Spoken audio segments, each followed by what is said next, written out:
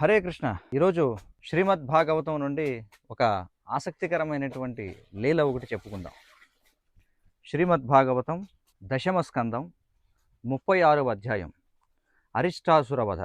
కృష్ణ బలరాములను వధించాలని అనుకున్నటువంటి అరిష్టాసురుడు పదునైన కొమ్ములు గల పెద్ద వృషభ రూపమును ధరించి, వృషభ రూపము అంటే ఎద్దు రూపాన్ని ధరించి వ్రజమునకు రాగా అందరూ భయభీతులయ్యారు. కానీ శ్రీకృష్ణుడు వారికి అభయమిచ్చాడు. వృషభాసురుడు దాడి చేయగా శ్రీకృష్ణుడు వాని కొమ్ములను పట్టుకుని 6 గజముల దూరము విసిరివేశాడు. శక్తిహీనుడైన అరిష్టాసురుడు కృష్ణుణ్ణి చంపాలనుకున్నాడు. ఆ విధముగా వాడు చెమట కారుచుండగా తిరిగి కృష్ణునిపై దాడి చేశాడు.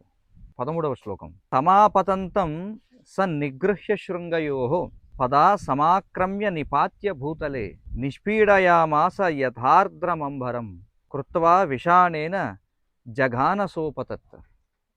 అనువాదం చూద్దాం.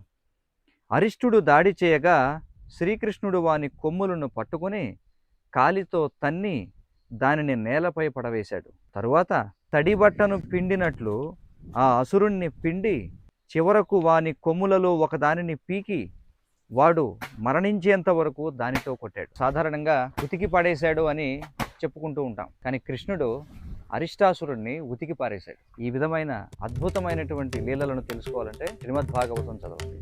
హరే కృష్ణ.